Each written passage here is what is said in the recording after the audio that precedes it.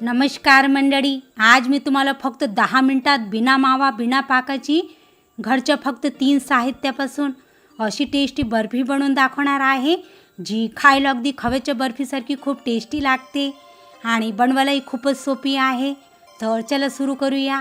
तर यासाठी मी गॅसवर गरम करायला पॅन ठेवले आहे। आता यामध्ये टाकूया एक मोठी वाटी म्हणजे 300 ग्रॅम गव्हाचे पीठ। आपण चपाती किंवा पोळीसाठी जे पीठ वापरतो ना, हे तेच पीठ आहे।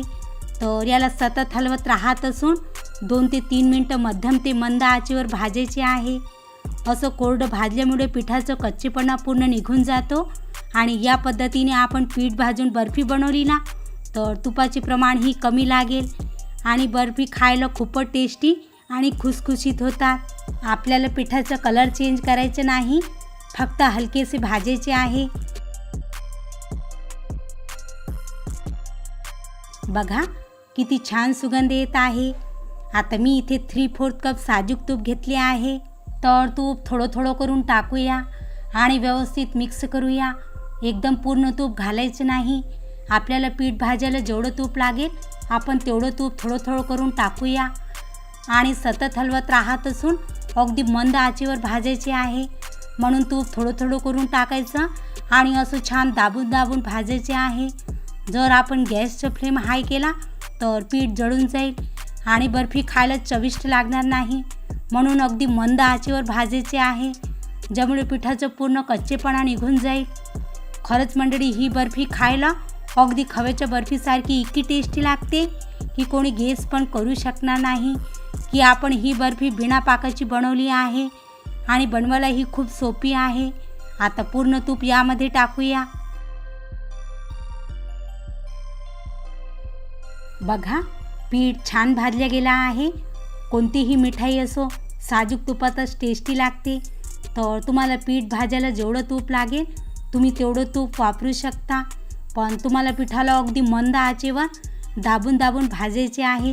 जर तुम्ही पिठाला व्यवस्थित भाजले नाही तर कच्चं राहणार आणि त्यात पिठाचाच फ्लेवर येईल। तर ह्या गोष्टी लक्षात ठेवा आणि जेव्हा तुम्ही असा परफेक्ट पीठ भाजून बर्फी बनवली ना, तर खायला अगदी खव्याच्या बर्फीसारखी खूप टेस्टी लागते।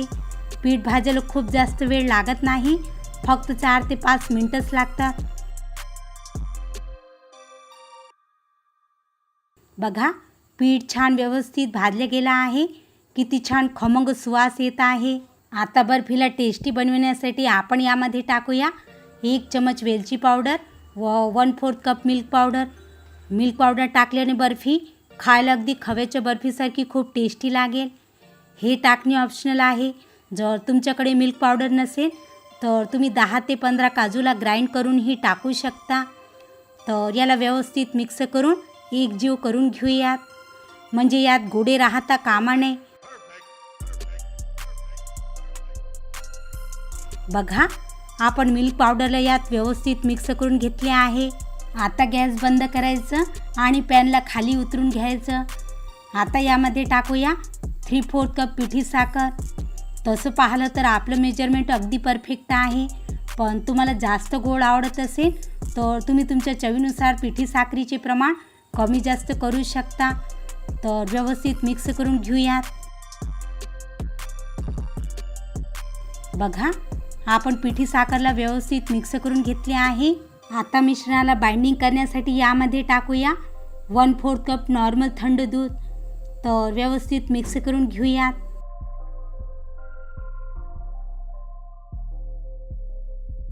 आता गॅस ऑन करूया आणि याला सतत हलवत राहायचे आणि जसजसं आपण याला मिक्स करणार ना, तर साखर मेल्ट होणार आणि पीठ तूप सोडायला लागेल आणि एका डो फॉर्ममध्ये येईल। तर मिश्रणाला दाबून दाबून मिक्स करायचे आहे। जर तुम्हाला वाटेल की आपलं मिश्रण कोरडं कोरडं आहे तर तुम्ही यात आणखीन 2 चमचे दूध टाकू शकता किंवा 2 चमचे तूप पण टाकू शकता। बघा पिठाने दुधाला पूर्ण सोक करून घेतले आहे आणि तूप सोडायला सुरुवात केली आहे। आता पीठ पॅनला अजिबात चिटकत नाही, पॅनला पूर्ण सोडून दिले आहे। तर याला 1 ते 2 मिनिटं आणखीन परतून घेऊयात। बघा किती छान सुगंध येत आहे व पीठही छान मिळून आले आहे। याचा अर्थ आपलं मिश्रण रेडी आहे बर्फी बनविण्यासाठी। तर गॅस बंद करूया. आता बर्फीला सेट करण्यासाठी मी आधीच ट्रेला तूप लावून बटर पेपर टाकून ठेवले आहे. तर पूर्ण मिश्रणाला यामध्ये टाकूया आणि पॅचुलाच्या मदतीने चारी साईडने एकसारखं स्मूथ करून घेऊया. तुम्ही वाटीने किंवा चमच्याने सुद्धा स्मूथ करू शकता.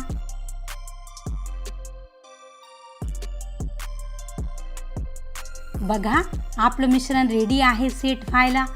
तर असाच किचन काउंटरवर 10 ते 15 मिनटं सेट होऊ द्यायचं, किंवा तुम्हाला घाई असेल तर तुम्ही 5 मिनटं फ्रीजमध्ये सुद्धा ठेवू शकता.